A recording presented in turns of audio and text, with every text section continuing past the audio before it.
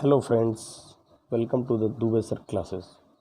दोस्तों, आज हम एनसीईआरटी के साइंस के chapter 1 chemical equation and reaction से रिलेटेड कुछ क्वेश्चंस डिस्कस करेंगे। उम्मीद है आपको ये वीडियो काफ़ी पसंद आएगा। यदि पसंद आए तो चैनल को लाइक, सब्सक्राइब और शेयर कीजिए। The chemical formula of lead sulphate is, तो लेड सल्फेट का फार्मूला है PbSO4, अर्थात हमारा ऑप्शन सही हो जाएगा कौन सा, सी। इसके बाद दूसरा क्वेश्चन है आपका,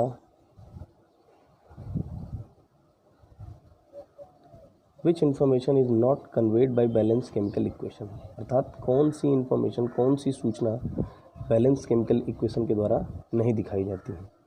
इसका पहला ऑप्शन है physical state of the reactant and product, ये बिल्कुल सही जवाब है, क्योंकि केमिकल इक्वेशन के द्वारा हमें सॉलिड, लिक्विड, गैस ये पता चलता है।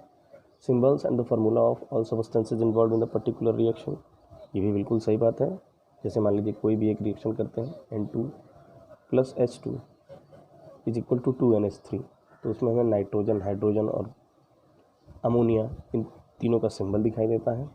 तीसरा, नंबर ऑफ द एटम्स, अभी हमने बात की थी N2 + 3H2, तो यहाँ पे हमें नंबर ऑफ एटम्स और मॉलिक्यूल ये भी पता चलता है, यानी तीसरा ऑप्शन भी सही बात कह रहा है। लेकिन हमसे क्वेश्चन में पूछा गया कि कौन सा इन्फॉर्मेशन सही नहीं है। आखिरी ऑप्शन देखते हैं, weather a particular reaction is actually feasible और नॉट, ये बिल्कुल सही आंसर हो जाएगा, क्योंकि हमें ये बताना था कि कौन सा नहीं हो रहा है।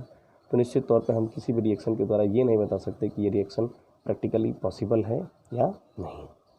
Question number 3, chemically rust is, rust क्या है?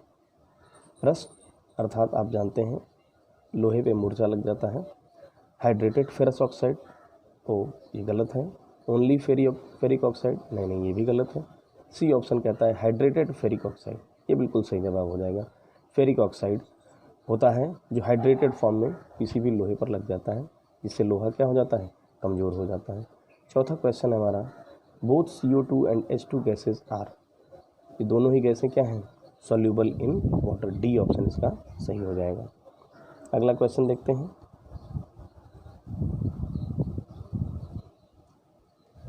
which of the following can be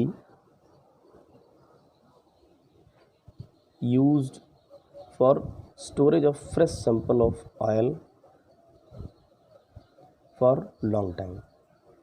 carbon dioxide और ऑक्सीजन, नाइट्रोजन और हीलियम, हीलियम और ऑक्सीजन, या नाइट्रोजन और ऑक्सीजन। तो इसका सही जवाब हो जाएगा दोस्तों नाइट्रोजन और हीलियम। ये दोनों ही गैसें क्या होती हैं, नेचर में नॉन रिएक्टिव होती हैं, रिएक्शन आसानी से नहीं करती हैं, और निश्चित तौर पे ये ऑयल को प्रिजर्व करने के लिए इनका इस्तेमाल किया जा सकता है। जो बॉटल्स होती हैं जो मार्केट में मिलती हैं, वो बॉटल्स क्या होती हैं, नाइट्रोजन या हीलियम गैस के द्वारा प्रिजर्व की जाती हैं, उनमें भर दिया जाता है ताकि इनका किसी से रिएक्शन ना हो।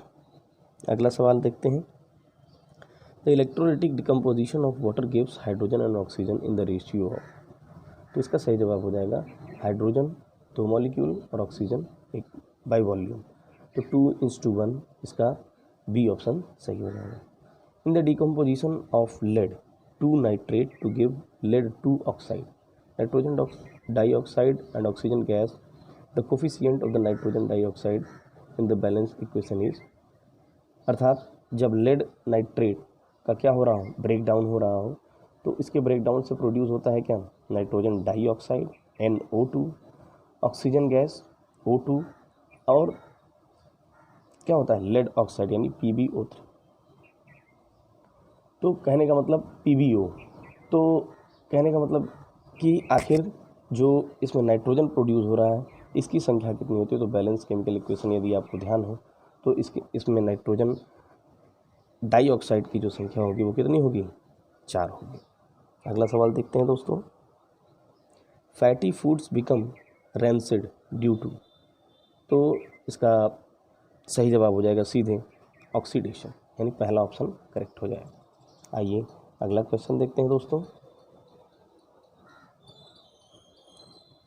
We store silver chloride in the dark coloured bottles because it is, तो सिल्वर क्लोराइड AgCl2, इसको हम काले रंग के या डार्क कलर के बॉटल्स में जनरली स्टोर करते हैं ताकि सनलाइट से इसकी रिएक्शन ना हो, तो ये ऑप्शन ढूंढ लेते हैं, to avoid the action by sunlight, C option इसका करेक्ट हो जाएगा।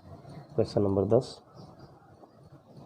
कहता है silver articles turn black when kept in open for few days due to the formation of, तो इसका सही जवाब हो जाएगा डी ऑप्शन इसका करेक्ट हो जाएगा, silver sulphide. When the crystals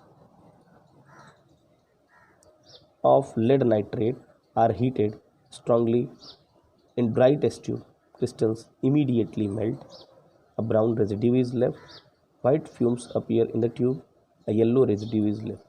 तो जब लेड नाइट्रेट के क्रिस्टल को हम क्या करते हैं, ड्राई टेस्ट ट्यूब में रख करके जलाते हैं, बर्न करते हैं, तो क्या होगा भाई, स्ट्रांगली हीट करते हैं तो निश्चित तौर पे ब्राउन कलर का रेजिड्यू टेस्ट ट्यूब में बचा रह जाएगा। आखिरी सवाल देखते हैं, dilute hydrochloric acid is added to granulated zinc taken in the test tube, the following observations are recorded, point out the correct observation।